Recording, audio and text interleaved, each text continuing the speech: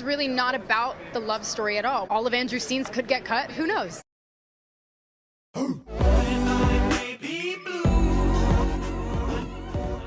Everyone, it's Blue. Make sure you like and subscribe and go follow me on my Twitch and my Kick. Those links are down below. Also my Patreon, where I post more content on there that I don't post here. That railroad crossing up there is exactly a quarter mile away from here. On green, I'm going for it.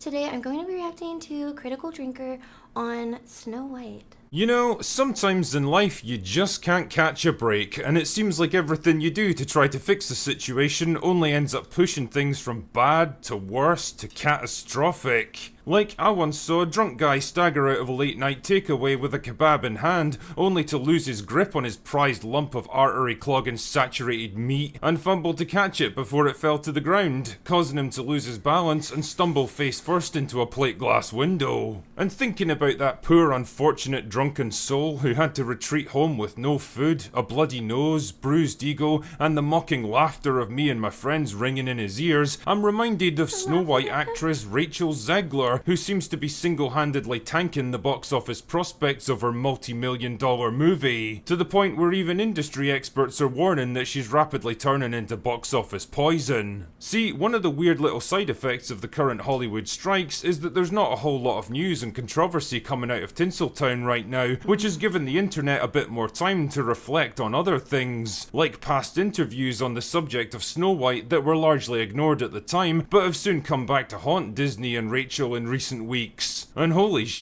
have they provided fertile ground for backlash and mockery. I was scared of the original cartoon. I think I watched it once and then I never picked it up again.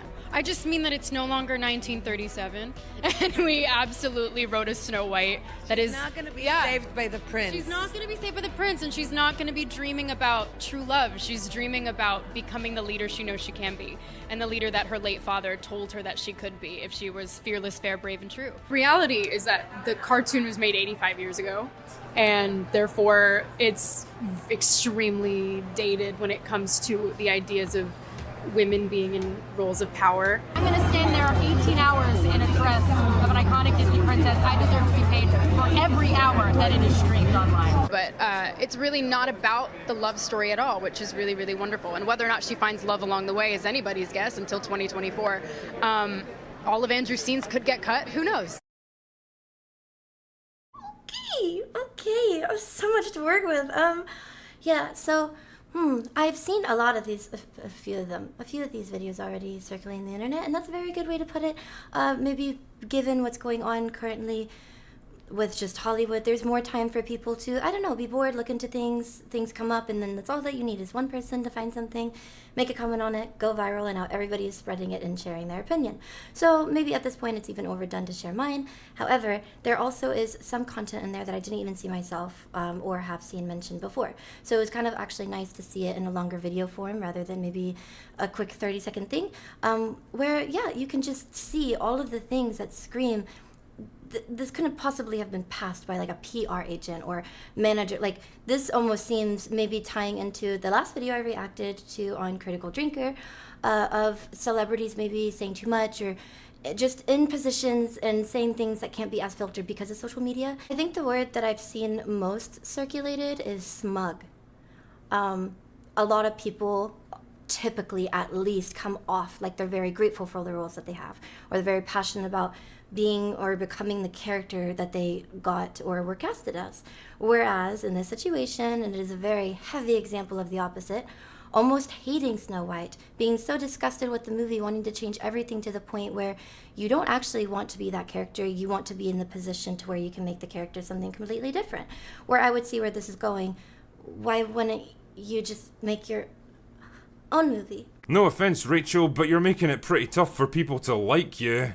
Now, I don't pretend to know what exactly was going on in her head when she said stuff like this. Maybe she was just a bit nervous and overwhelmed by all the attention and didn't know how to respond with the kind of slick, blandly diplomatic answers that a more experienced celebrity might have given. Maybe it's because she's young and idealistic and just blurted out the first thing that came into her head about the movie and the character. And so I don't really want to dump on her too much for all this controversy. Yeah, she's definitely creating the impression of a spoiled, entitled, narcissistic actor who totally doesn't appreciate the amazing opportunity she's been given. Yeah, her comments on the actors' strike were pretty poorly judged for someone getting paid more from one movie than most actors make in their entire lives. Ooh, And yeah, the know things that. she's saying about Snow White make it seem like the very antithesis of the animated classic that stood the test of time a lot better than her own movie's likely to. But really, when you get right down to it, she's just another dumb actor saying what she thinks people want to hear. The bigger problem is the studio culture that someone like Zegler represents, because you can bet your left arse cheek that most of these talking points were handed to her directly by the PR people at Disney. Yeah, she might not have phrased them in the most elegant way, but the sentiment they represent is dead on brand for a company that's become the studio equivalent of a snake eating its own tail, desperately cannibalizing their back catalogue of classic movies in an increasingly futile attempt to stay relevant. See, when it comes to their other live-action remakes of animated movies, they were generally smart enough to stay pretty quiet about the little changes they were sneaking in for modern audiences. Yeah, sometimes actors and writers would slip up and say a bit more than they were supposed to, and things got a bit more overt with Peter Pan and The Little Mermaid. That was fun.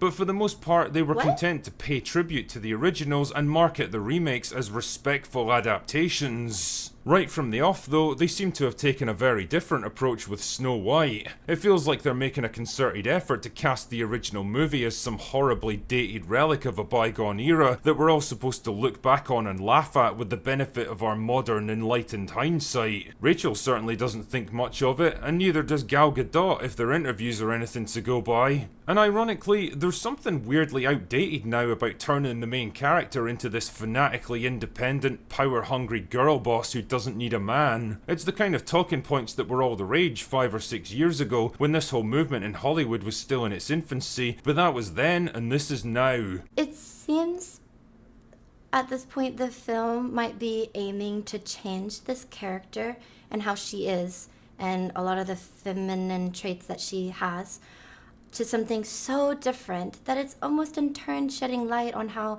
there's an opinion that acting that way and being that way and however Snow White is, that a lot of women have identified with or relate to, is somehow wrong. Which in turn kind of contradicts the message of possibly being a feminist if you're going to say this entire way of acting as a female may, a woman might act or feel, is not okay. You have to be strong and powerful or want power. I'm assuming there's not going to be as many scenes where she's nurturing, caring, soft, and cleaning or cooking for the dwarves or, being saved by the prince, just based off of the assumption of what I've been hearing. So are women who want true love or dream of being saved by somebody or are just nurturing, should they feel bad about how they are as a woman? Because you're changing an entire character instead of making your own movie. As if there's something here that needs to be fixed. But that was then, and this is now. The strong female lead isn't the fresh new concept it was back in 2016. In fact, even in the mainstream media, there's a growing acceptance that this kind of bland, superficial archetype has run its course, to the point where it's become kind of a meme in its own right. Either way though, I can't help wondering, is this really the attitude you want to display towards one of the most beloved animated movies of all time? The one that literally made Disney what it is today? Do you really want to be seen on the accomplishments of previous generations when your own efforts are probably never going to reach the same heights of cultural influence? Because at a certain point it really just comes across as a jealous, envious attempt to drag down other people's work rather than elevating your own. As Mahler so aptly put it in one of his videos, this isn't a passing of the torch, it's a torching of the past. It's a deliberate attempt to rewrite history and destroy the legacy of the thing you're so desperate to supplant, while conveniently forgetting that there's a reason movies like Snow White have been enjoyed by generations of audiences. The stories they told are timeless and universal, instead of trying to catch the ever-changing winds of the political and social zeitgeist. They weren't written for modern audiences, they were written for every audience, from the 1930s to the 2020s, and that's precisely why they worked so well. And as much as you and your friends might look down on them and mock them for not aligning with whatever fads and trends happen to be the current thing, the inconvenient truth is that they'll still be remembered long after your own lesser efforts have been forgotten. You are but a passing ripple in the pond of history, whereas they are history. Ooh. Anyway, that's all I've got for today. Go away now. Some of his statements, like, they stand out to me a lot. Just, they really dig in. Very nicely worded, at driving the point across. It's actually kind of ironic because it seems like new Disney is the evil witch and is hating on old Disney, which kind of represents Snow White. There's like a lot of almost jealousy or something, or I want to go and change this. I want to be looked at as, we did it better. This is a better message. That message is old. The prince is a stalker and doesn't ask for consent. Women don't act this way. She saves herself. Like, there has to be a comparison, and you have to be better than what it was. You could just not try to redo it, do your own thing, and not fight over almost like attention for who gets the best title for Snow White. It's a weird competition that you're not going to win. Snow White's a classic, and even if you redid it and did it with taste, I still wouldn't necessarily fight that someone did it better. Just leave a classic alone, nothing's going to replace it.